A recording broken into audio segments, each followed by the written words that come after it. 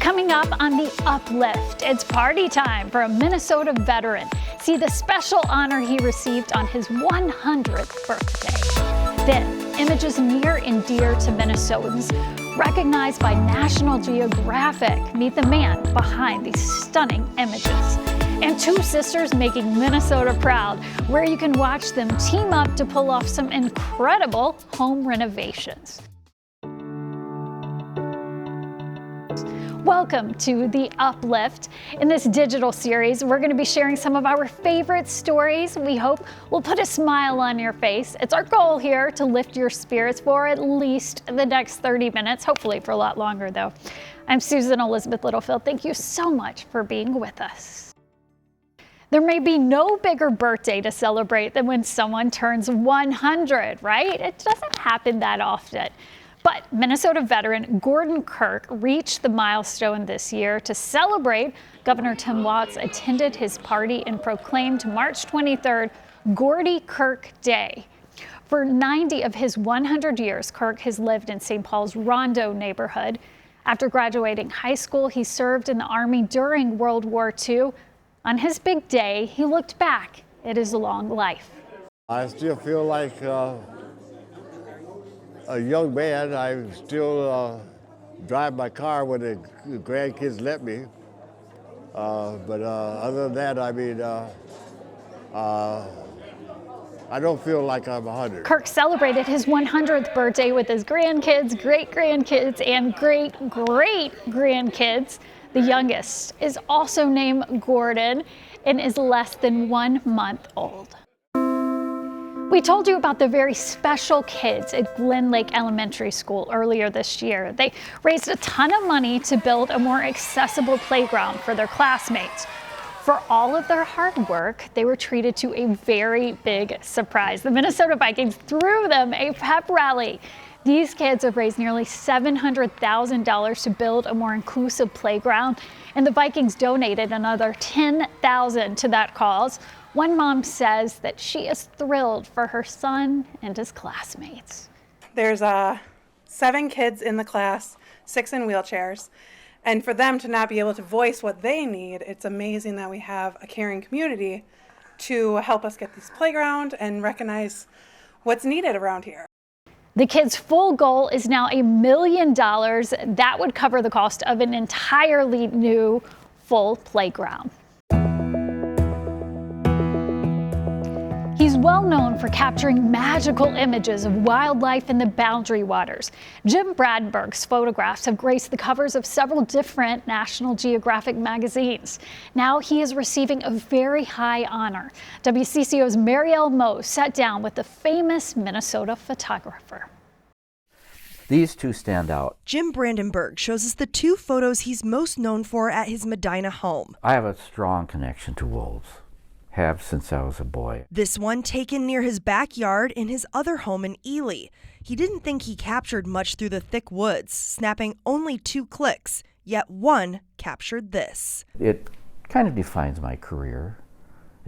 It was life-changing. The other one was taken of a wolf mid-jump between 2 ice sheets in the high Arctic. This pack is a very remote area and didn't have fear of humans, and that was a wonderful experience. Neither of these shots were planned, nor was his worldwide fame. Rarely in my life have I made a photograph, and as I shot it, I thought, that's going to be the one. This is Moose Lake. It's his natural instinct, a good eye, and a passion for capturing nature. You had to have passion.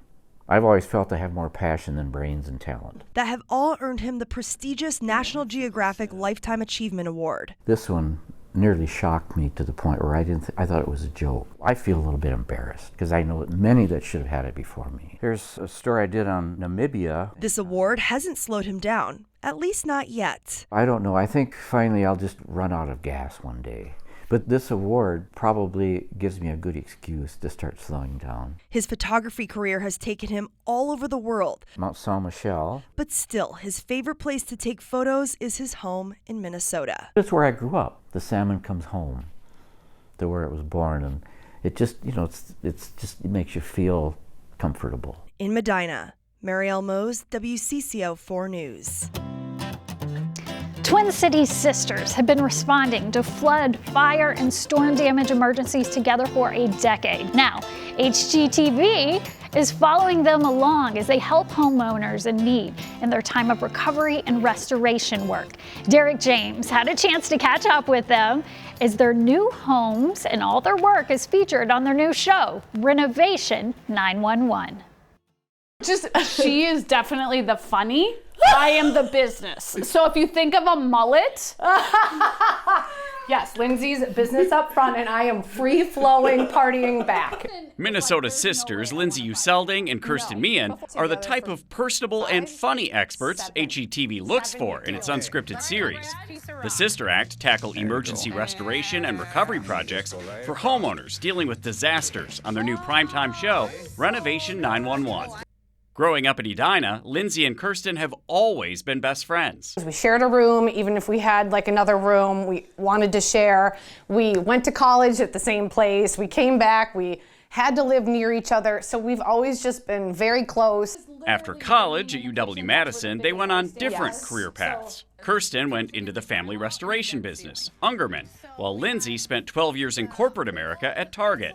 Then, an offer. My dad had an opening and he's like, would you ever come to this side into small business? Lindsay made the leap and a few years later bought his portion of the company, which she now co-owns with her sister and Ron Ungerman. Ungerman's home, where we shot this interview, was damaged by ice dams and will be featured in one of Renovation 911's episodes. More on that in a moment.